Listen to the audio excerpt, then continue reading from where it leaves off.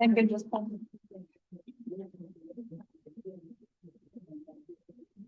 Good afternoon, everyone. We'll call this meeting of Health and Human Services Subcommittee to order. Today, we will hear from the Maryland Department of Health overview, and we'll get started with, in this order, we'll go with DLS, we'll go with OLA, and then we'll have the department come up and give their remarks. At this time, I'd like to bring up Budget Analyst, Ms. Naomi Kamara.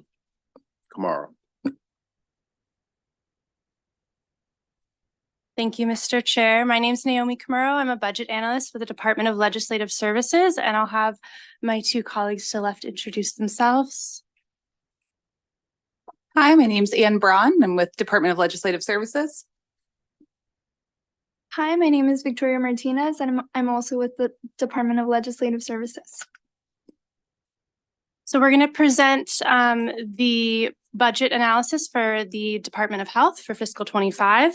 Starting on page 2, we can see that the fiscal 25 allowance includes $19.6 billion for the entire Department of Health, which is a decrease from the working appropriation of $261 million, or 1.3%.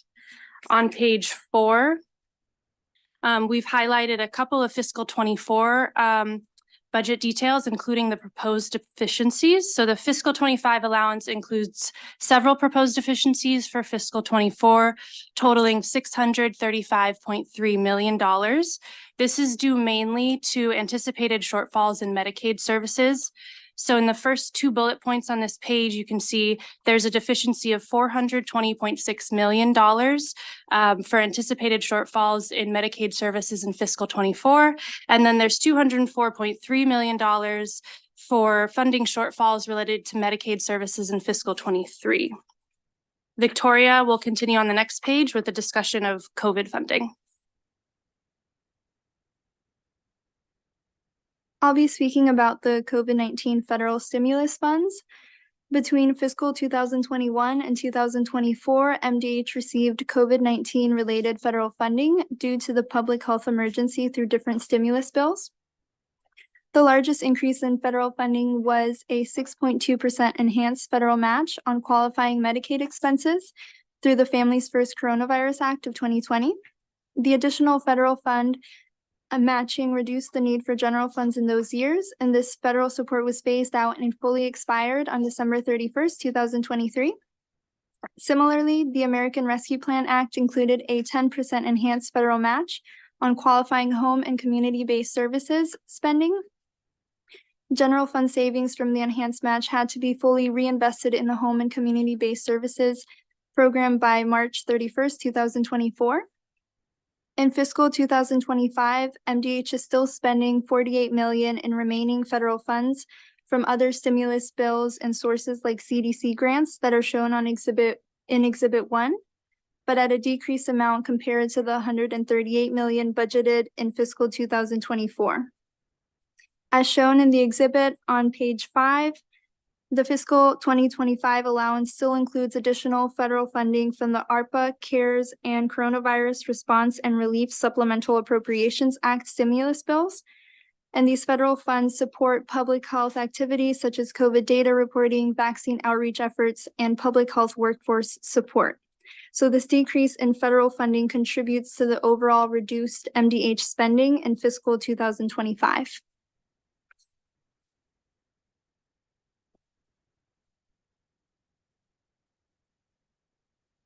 On page 6, you can see a pie chart breaking out the fiscal 25 allowance by purpose. A vast majority of this funding is going toward provider reimbursements for medical services. The other 12% of the budget is allocated to operational costs, personnel costs, and grants. Pages 7 through 9 outlines the major changes between the fiscal 24 and the fiscal 25 budgets. Again, the total budget is decreasing by $261 million. And that change is driven largely by lower enrollment in Medicaid, equaling a decrease of $552 million. This is partially offset by increases in personnel costs and provider rate increases in Medicaid, BHA, and DDA. On the top of page 10, we have listed out the contingent reductions included in the fiscal 25 budget. So the fiscal 25 budget includes language reducing general funds in 3 different programs in the Department of Health, contingent on the enactment of different pieces of legislation. These reductions total $15.7 million. The largest is a reduction, the fiscal 25 budget includes $12.4 million, which would be reduced contingent on legislation delaying the implementation of the Family Act, which requires MDH to pay for the employer share of family and medical leave insurance for some service providers. I'll turn it over to Anne now for our Medicaid discussion. All right, this next section provides a brief update on Medicaid enrollment. So Exhibit 2 on page 11 shows monthly Medicaid enrollment starting in January of 2020. During the COVID-19 public health emergency, Maryland was required to freeze Medicaid disenrollments as a condition of receiving that 6.2% enhanced match that Victoria had mentioned.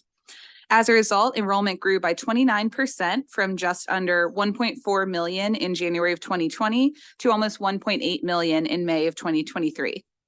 Starting on April 1st of 2023, MDH initiated a 12-month unwinding process to redetermine all Medicaid participants' eligibility.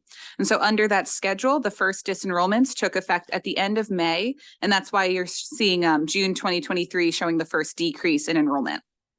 Turning to Exhibit 3 on the next page, this shows average monthly Medicaid enrollment in each fiscal year. For fiscal 24 year to date, you're already seeing a slight decrease, and that's due to the first 6 months of the unwinding process. And then moving on to the budgeted enrollment compared to the prior year, the fiscal 24 budgeted enrollment decreases by about 5.3% or to 1.66 million participants.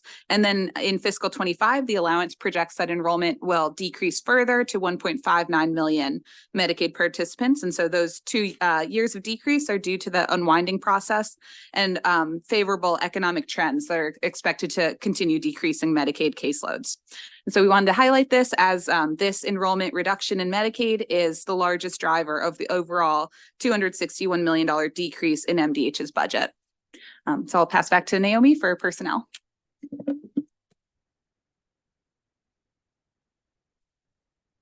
Okay, so I'm first going to briefly talk about vacancy in the Department of Health. As of January of this month, the overall vacancy rate in the department is 10.71%, which is much lower than it has been in recent years.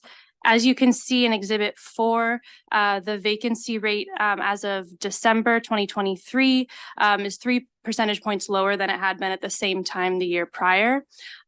This chart also shows the number of filled and vacant positions over the last 5 fiscal years, as well as the percentage of positions that were filled at that time. I do want to note that this analysis used preliminary data that has since been revised, and so individual agency analyses will reflect updated data. I'm going to turn to page 15. To talk about contractual conversions that were authorized by the Board of Public Works in fiscal 24. The Department of Health has converted contractual positions to 279 merit positions this fiscal year, and Exhibit 6 on this page shows where those positions sit. A majority of them are at the state facilities, the hospital facilities, and represent staff there, including increase of security guards. The next page, Anne will present on. Right. So beginning on page 16, this begins the issues discussion. The first issue has to do with Medicaid home and community-based service waiver programs. And these are programs that provide services like case management, personal care, and nursing to help participants live at home or in a community setting rather than living in a nursing facility or state health facility. The first page, page 16 shows the different waiver programs. Medicaid administers 3 waivers, including the community options waiver. DDA manages 3 of the home and community-based service waivers. And then the Maryland State Department of Education administers the autism waiver. Turning to Exhibit 7 on page 17, this shows the number of individuals who were reported on registries for the community options, autism waiver, and DDA waivers. Under the community options waiver, there's been a significant increase of 41% on the registry from fiscal 21 to over 25,000 individuals on the registry at the end of fiscal 23.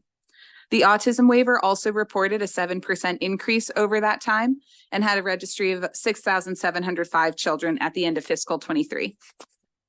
Despite having this growing registry in the community options waiver, MDH has not filled its authorized 6,350 slots under that program each year. The most slots MDH has been able to fill is just under 4,700 slots in fiscal 22.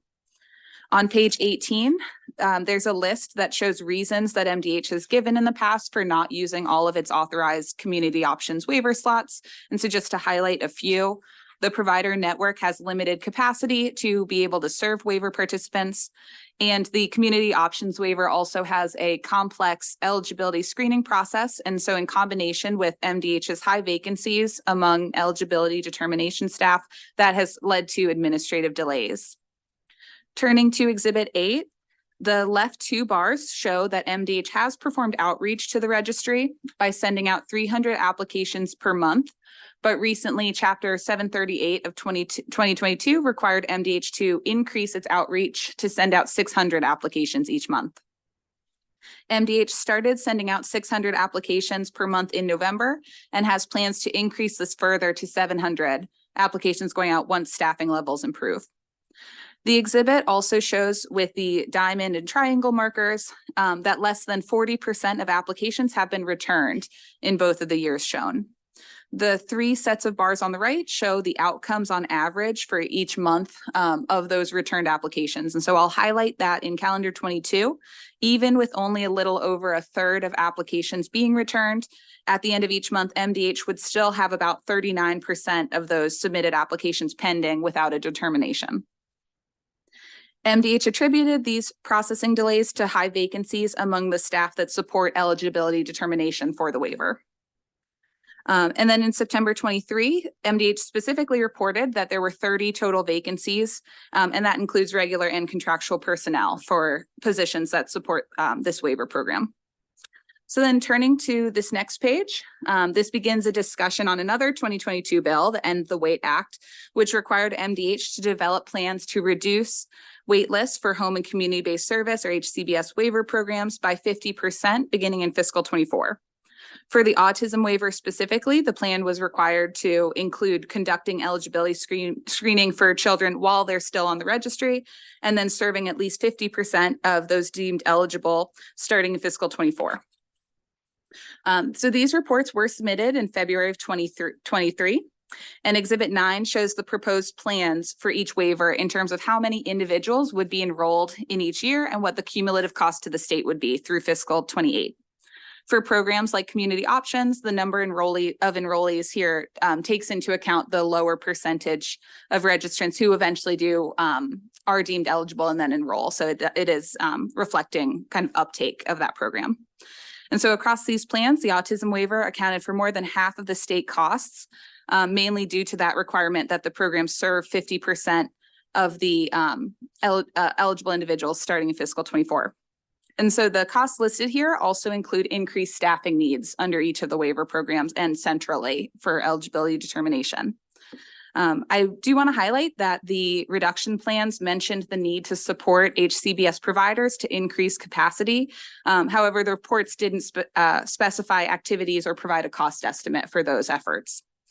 And so most recently in fiscal 24, there was $6 million budgeted in the dedicated purpose account for end the wait activities. And in fiscal 25, the allowance includes $10 million for provider recruitment strategies and capacity building. And so MDH is asked to provide an update on its efforts to fill vacant positions that support the waivers and to discuss whether there are new positions in fiscal 24 or 25 as outlined by its reduction plans. And then lastly, the department's asked to describe how the $10 million for provider capacity building will be used in fiscal 25. So then moving on, there's a second issue that begins on page 22. This begins a discussion on provider rates and rate setting studies. The fiscal 24 budget included language restricting general funds until MDH submitted a report on the current rates and recent rate setting or increases for behavioral health, developmental disabilities, and Medicaid providers. Exhibit 10 on page 23 shows rate increases specifically for providers that have received mandated provider rate increases over the past few years that have been typically tied to minimum wage legislation. And so this includes long-term services and supports providers under Medicaid, DDA providers, and behavioral health providers. I'll note that on this exhibit, the rate increases in italics were mandated, and I'll highlight that some of the HCBS providers in particular received additional rate increases, and those were federally funded through the American Rescue Plan Act enhanced match that Victoria also mentioned earlier. And so the rate increases for HCBS providers that were federally funded are starred on the chart. Most recently, the providers received an 8% rate increase on January 1st of 2024. And so that reflects accelerated rate increases that were initially scheduled to take effect in fiscal 25 and 26.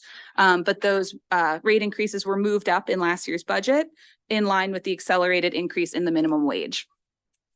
Because of that change, there was no mandate for provider rate increases in fiscal 25, but the allowance includes a 3% rate increase for these providers.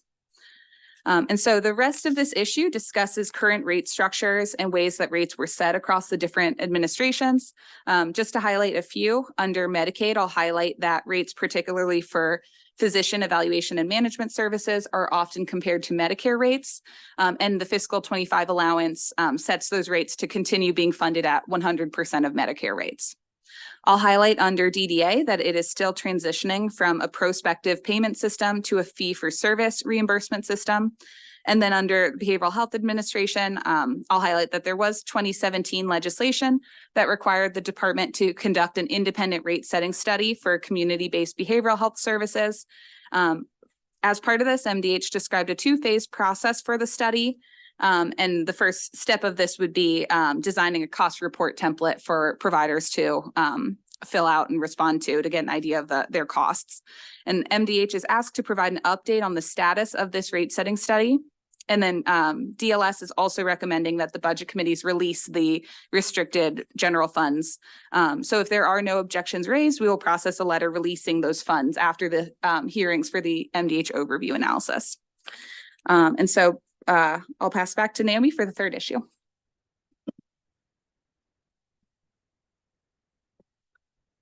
Okay, the last part of our presentation is a discussion on some recent findings from the Office of Legislative Audits. I won't spend too much time on this because OLA is here and will be presenting on this. But we just wanted to highlight that OLA conducted several reviews of MDH's federal fund accounting procedures. This latest audit included 17 findings related to deficiencies in MDH's processes.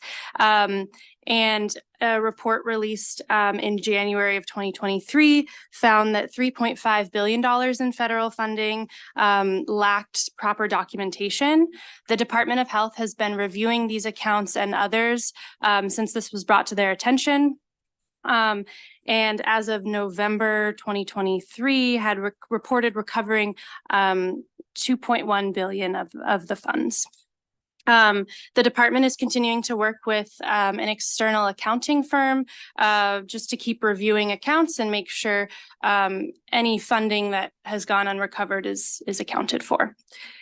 I'll stop there, and also just note that this analysis contains several appendices, including an update on the cigarette restitution fund, and some additional budget data, personnel data, and caseload data. And we'd be happy to take any questions if there are any. Senator Zucker. Thank you very much, Mr. Chairman. I just have a very quick question, and I'd be happy to ask the administration this, but so I know the 10 million that's coming in for End the Wait. Do you know how much is in the dedicated purpose account right now for that? Because I know we've added money over the years. I just didn't know how much went out the door. Yeah, I don't know off the top of my No head problem. how many, but I'm happy, unless the department knows that answer, I'm happy to follow up. No problem. Thank you very much. Appreciate it. Because I don't know. That's why I was asking. So no problem. Thank you. Thank you, Senator Zucker. And seeing no further questions at this moment, I'd like to bring up OLA, Mr. Adler.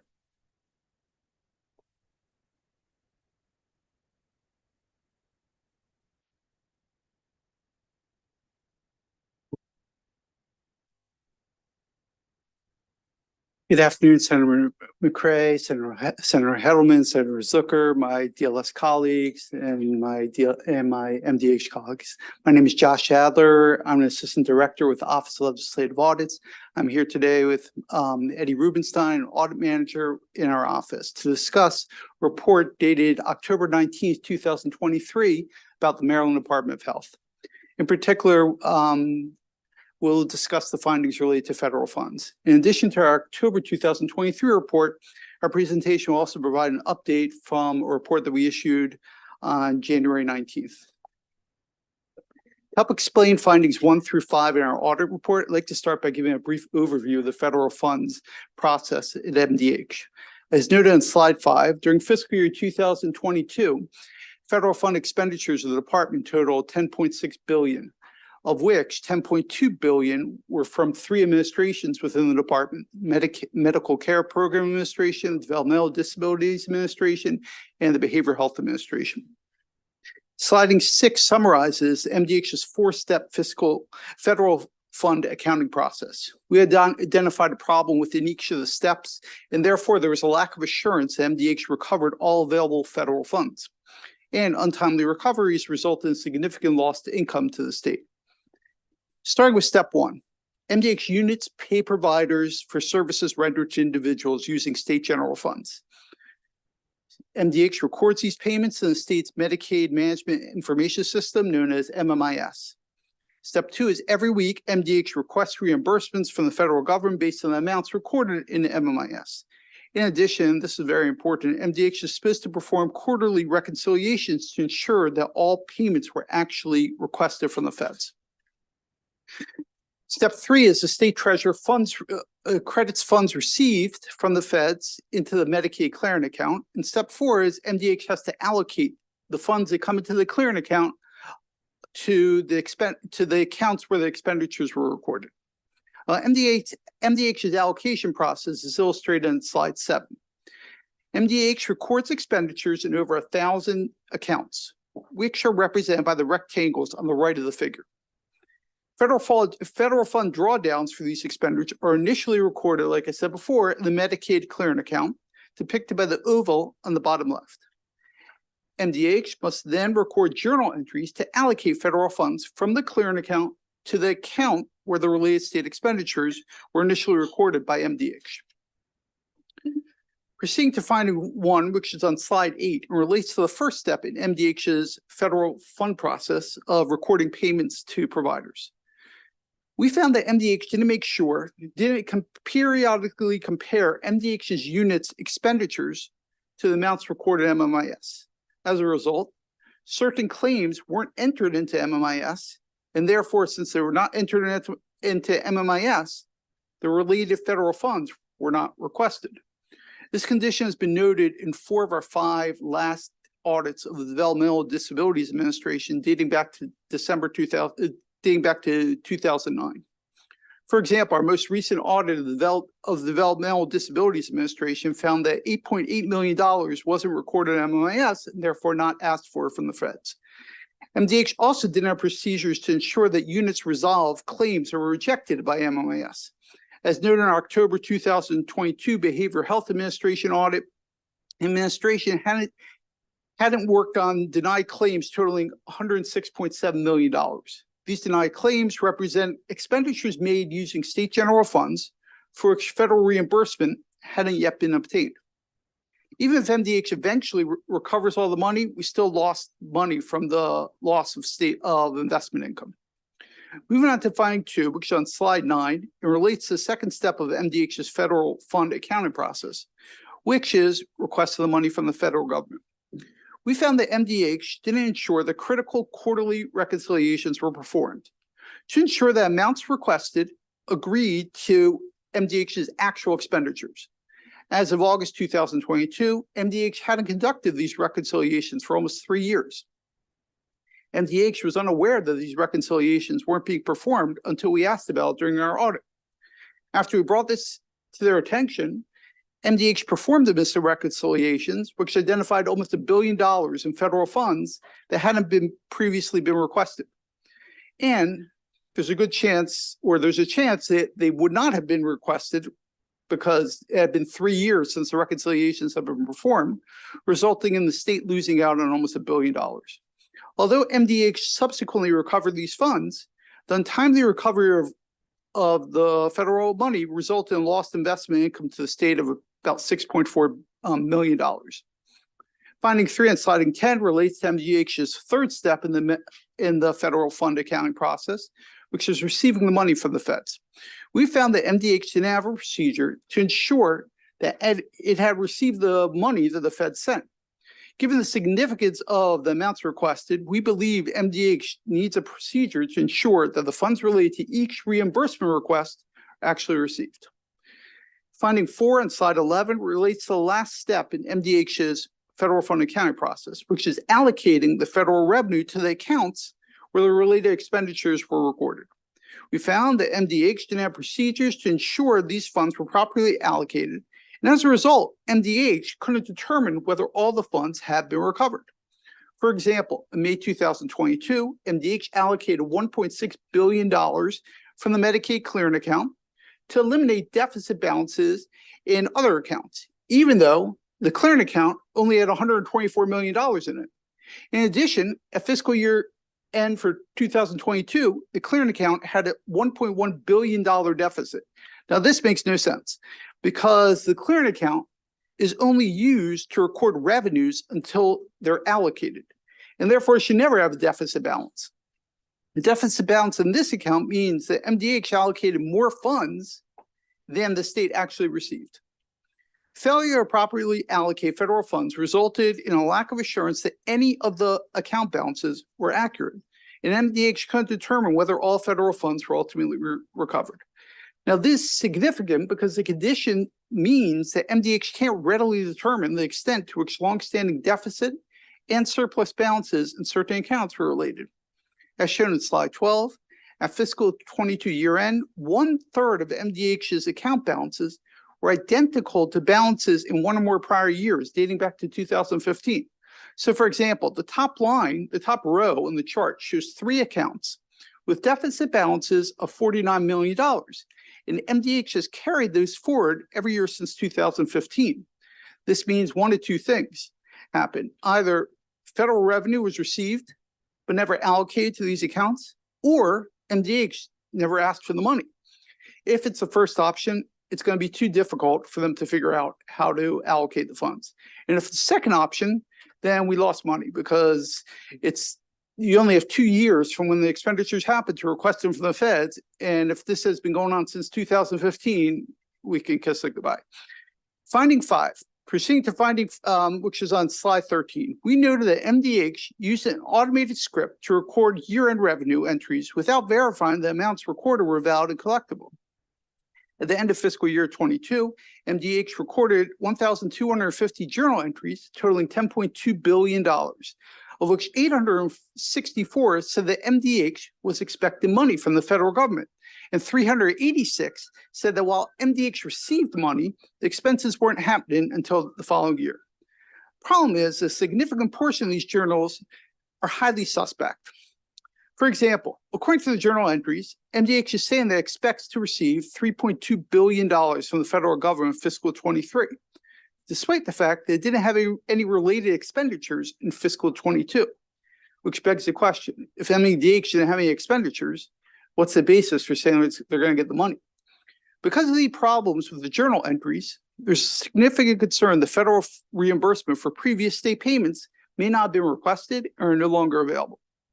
I'm going to now segue into our recent report entitled Review of Budget Closeout Transactions. Like I said, we issued it a couple of weeks ago on January 19th. In this review, we examined the fiscal 23 closeout transactions, whereas what I've been talking about until now has been fiscal year 2022. MDH's response to our January 19th report is included as an addendum to that report. MDH noted that in response to the findings identified in our reports from 2023, MDH has hired an external accounting firm to support MDH's fiscal practices. So MDH has taken our findings seriously and is working towards a goal to fixing the problems identified. We noted that corrective action is still ongoing, and our review of MDH's 23 closeout transactions noted similar concerns to those that we talked about 2022. As noted in slide 20, our January 19th report included 3 findings related to MDH. I'd like just like to highlight one of them, which is on slide 21. Specifically, we noted that MDH continued to record year-end revenue entries without verifying that the amounts recorded were valid and collectible. So our test of 8 entries totaling $2.5 billion disclosed MDH couldn't document the 5 entries totaling $2.3 billion accurately reflected amounts collectible from the federal government or the subsequent recovery of the funds from the federal government. This concludes our presentation of the Department of Health. We'd be more than happy to answer any questions you might have. Thank you, Mr. Adler. Seeing no questions from my colleagues at this moment, I'd like to bring up the agency.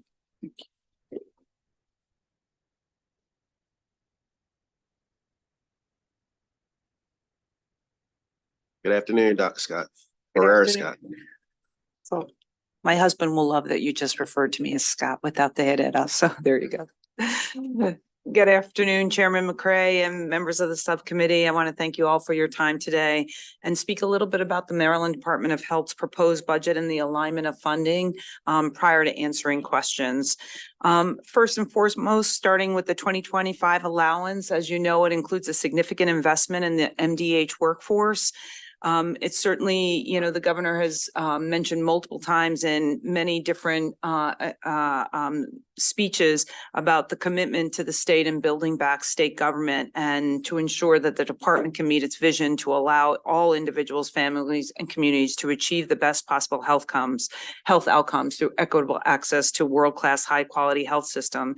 And as part of that commitment, hundreds of state merit positions were included in the budget with along with contractual conversions. On the top of the 280 contractual conversions that were successfully approved before the Board of Public Works in the past 6 months. So we had been working towards converting our contractuals to merit positions and then had hundreds more approved in the budget. The contractual positions are currently filled by dedicated state workers who will now be able to benefit from the same benefits as their peers and all of us. And I'm excited to build upon the great recruitment work that is already underway that has reduced our vacancy factor from 14% to 10% in the past year to fill the remaining positions created in the budget. I'd also like to thank the governor for the 3% rate increase to behavioral health, developmental disabilities, and other long-term care providers. These rate increases help to ensure that there is a continuous services available for all Marylanders in the right place at the right time. Included in the budget is $89.2 million to maintain funding for ongoing community and crisis services that builds on the $1.7 million down payment that was made last year to improve access to behavioral health services. In the budget, we continue to build on our public health workforce to ensure the safety of residents, $10 million contingent on the passage of HB 583 and Senate Bill 475 will create a Center for Firearm Violence Prevention in the department that will fund data-driven, evidence-based strategies to prevent gun violence and reduce the effects of violence in our communities. Additional dollars have been identified to increase staff, both state merit and contractors at the Office of Healthcare Quality to address the backlog of complaints in our long-term care facilities. These new funds, on top of the continued funds to support essential public health services, especially for women's health, are vital to, again, addressing core public health initiatives. Specifically for women, the release funds for centering pregnancy locations, which, if you're not familiar with that, it's group prenatal care, which has incredible outcomes related to reduced C-sections, reduced other complications of mom and baby at birth, including partnering with Upstream for contraception on demand. And then, as you know, our work with the University of Baltimore to provide abortion training services. The budget makes significant statewide investment, $5.4 million to improve access to housing for vulnerable Marylanders, particularly those with mental health and substance use disorder. We are prioritizing investments to address health-related social needs for low-income Marylanders through the current pilot program that we had entitled Assistance in Community Integration Services. This initiative is a critical tool to better partner across state government, but also leverage matching federal dollars through the Medicaid program. And we certainly look forward to working with the Department of Housing and Community Development to ensure that this program is successful and that Marylanders can maintain stable housing. Before I close, I'd be remiss if I didn't mention all the work on realignment of the Medicaid program or redeterminations. As you know, during the pandemic, redeterminations were shut off. And for some people, it was the first time they were enrolling in Medicaid benefits. So they've never gone through redeterminations. And prior to COVID, there was approximately 1.4+ million Marylanders in Medicaid. And as we began the unwinding, there were over 1.8 million members. We opted for the 12-month redetermination process. So it created significant unpredictability related to Medicaid enrollment trends for somatic behavioral health and MCHIP services for FY24 and certainly 25. And this budget makes adjustments to funding those services in these areas based on enrollment trends in the first 6 months of the renewal process. And last, I would be remiss if I didn't mention our OLA budget finding. You've heard from OLA talk about the deficiencies, 3.5 attributable to various MDH programs from 16 journal entries, 1.1 billion accrued revenue journal entry posted to federal funds clearing account. So that reduced the 3.5 to 2.1. And since we're finding out of the OLA audit finding in the summer, we've worked diligently with not only with regular meetings with DBM, but certainly OLA, and more recently with an accounting firm that we brought in to address the backlog. That has been reduced to 236 million by fall of 2023. 32 million pertains to open grants and funds that were recovered. 231 million is associated with the sub-account balance within the overall clearing account as of FY23 closeout. And we expect for these remaining funds to be closed out by the end of fiscal year 24. But just to highlight some of the things we are doing, some of these findings that were identified were lack of standard operating procedures, quite frankly, people leaving and the institutional knowledge going with them. And so the processes went with them. So in addition to performing the reconciliations, we are updating fiscal standard operating procedures and business process flows. And we're also looking at operational and organizational opportunities to optimize the department's Office of Finance. So with that, I will now go to the budget questions. So the first question was, let me just make sure I have the first question. MDH should comment on its plan to sustain its progress in filling vacancies, given the addition of several hundred new positions across the agency. We have really been taking a multi-pronged approach to filling our vacancies. Certainly for the merit positions, we have been actively working on retention. Prior to this change in the administration, there wasn't much focused on retention, but checking with employees, doing culture surveys, and then, as was already mentioned, converting contractual positions into merit positions. We certainly investing in state employees is a priority, and that's made clearer with the governor's FY25 allowance with a 3% cost of living increase, and then increasing recruitment efforts. For the first time in several years, we had an agency-wide job fair at headquarters, and many of our facilities are having on-site job fairs where in some cases they're able to make offers same day. We have a public health internship workforce program, and we're also looking at our job requirements to streamline efforts. So we have many jobs that require a bachelor's degree, for example, that they are more on the job training, and whether or not we can remove that as a requirement to build the pipeline, partnering with our community colleges as well as high schools for creating paths to entry. So a lot of activity happening on the recruitment side. The next question was provide an update on efforts to fill LTSS EDD vacancies that would support Medicaid HCBS waivers.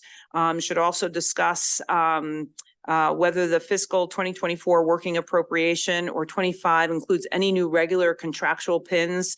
And then finally should describe how the 10 million in new funding in the DPA will be used to support HCBS provider capacity. So we did get an additional 8.1 staff in the Office of Long-Term Support Services, but as was already mentioned, we had significant vacancies in that administration and have been actively recruiting to fill those positions. In addition, as I've gone deep into why we had such a backlog, what we did in process mapping, there's a lot of manual processes that are in place. And so the staff is taking data from one system and manually moving to another system, which actually then increases the error rate. So we are working with MD Think on automating many of those processes, which we then think will decompress the people that are doing these manual processes to address some of the backlog in the eligibility system. And then, as was already mentioned around retention and recruitment, multiple ways we are doing that, including working with the community colleges and the high schools, as I already mentioned. And as far as the $10 million allocation, we are certainly committed and working with DBM to put together a plan on how best to use that $10 million to support the infrastructure of Medicaid's HCBS, as well as provider capacity, and we'll share that as soon as we have it ready. The next question was MDH should provide the committees with an update on the status of the rate setting study. We are in active procurement to accomplish this work. So we anticipate bringing this contract before the Board of Public Works in spring of 2024. And then the last one was the release of $250,000. And we want to thank the department. Thank DLS for its review. And as always, Naomi, Ann, and welcome, Victoria, for all your work and, as always, your insightful comments about the budget. And with that, I'll take any questions. Thank you, Madam Secretary. Senator Zucker. Thank you very much, Mr. Chairman, Madam Secretary. Always good to see you. First, I want to thank you and your staff for always being very responsive. Appreciate that. I guess my question is around the different waiver programs, and we had built more capacity, and obviously there's funding now to end the wait. And I'm concerned, and I'm sure you share my concern with what Ann had flagged, with Department of Legislative Services had flagged. Says Maryland Department of Health did not fill the total authorized slots between 2022 and 2024. As you know, there's sometimes a 6 to 9 year wait for some of these waiver programs. And I know families are desperately trying to get families and children are trying to get the services that they need and deserve. So can you kind of update me on like update the committee on why, what's happening there. Because obviously we're all in this together. I know that you're all working hard, but, the whole thought is to try to get people into service. Thank you. Thank you, Mr. Chairman. Sure. Thank you for that question. It's really provider capacity. The providers are full. And so we have, pre-COVID, our provider capacity has not bounced back post-COVID. So, just like everywhere in the country, I don't know where all the workforce went post-COVID. They have not come back to their healthcare jobs. And so we've seen it in the hospital setting. We've also seen it in this setting. And Maryland is one of the slower states to rebound post-COVID with its workforce. And so there just aren't enough slots.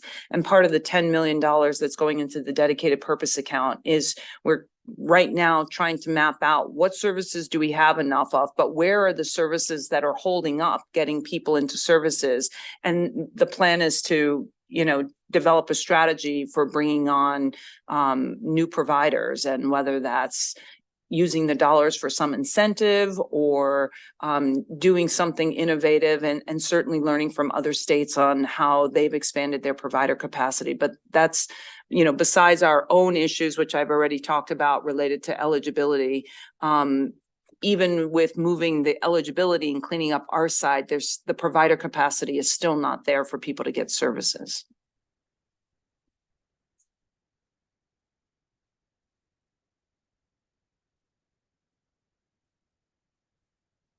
Senator Zucker. Thank you very much, Mr. Chairman. No, thank you for that. And we had communicated on that as well. And that's why we wanted to make sure that last session we allowed for the flexibility of the weight money that was in the dedicated purpose account to be used for attracting providers, because we've heard that from people in the community as well. It's just not enough providers out there. So thank you for all your hard work. And I know that the committee looks forward to successful, more attracting providers and getting more children and adults who need services into that care. Thank you. Thank you. Senator Helderman. Thank you very much, Mr. Chairman, and thank you, Madam Secretary. You have an enormous budget and an enormous job, and you have just a lot on your plate, I understand, as an agency. So if you need to get back to me on this issue, I certainly understand. We have, all of us in our district have people with some severe medical issues that need home health care. And my understanding is that the home health care reimbursement rates for RNs and LPNs really we're one of the few states where they really don't differ unless we require an RN to provide the care. And that's only if they have a central line, and that hampers our ability to attract RNs to these jobs. And my understanding is that compared to our surrounding states, we're also paying way, way less, even with the rate increase that went into effect in January 1. So I'm just sort of curious, and if you need to get back to me, that's fine. But we all know that there are nursing shortages, and these are particularly people in the REM and model waiver programs who struggle to get the healthcare that they need at home. So I'll have to get back to you on the rates, but just to make the distinction between the RN and the LPN, certainly we need nurses across the board, and the LPN is the faster track to getting a nurse. In the Nurse Practice Act, they use the term assessment to define the functions of the LPN versus the RN. So for many home-based services, you can actually use an LPN to do those services because it doesn't require a daily assessment, as an example.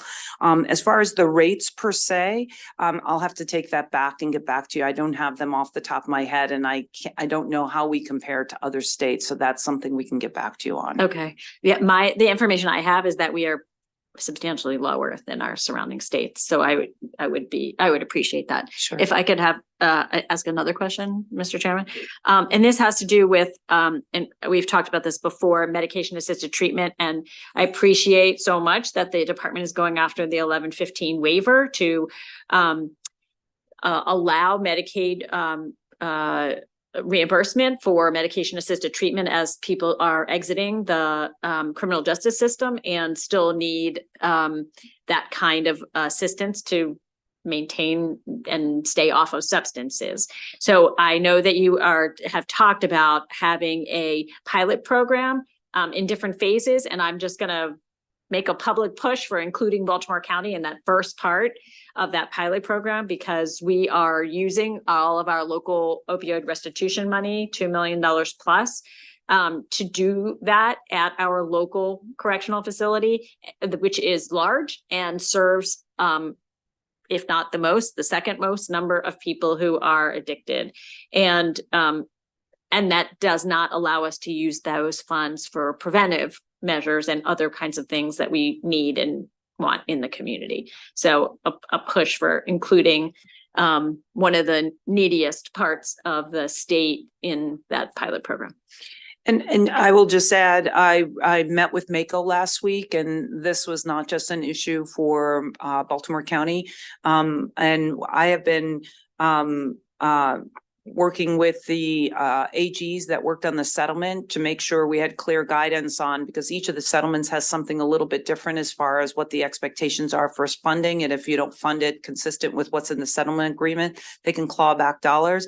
So I have clear guidance now on what we can and cannot do with those dollars. So we are exploring partnering with Mako in some way to do what you're describing, because the 1115 waiver still requires public comment, CMS approval, and then ultimately funding. But we think we can get a path to supporting the local jurisdictions faster.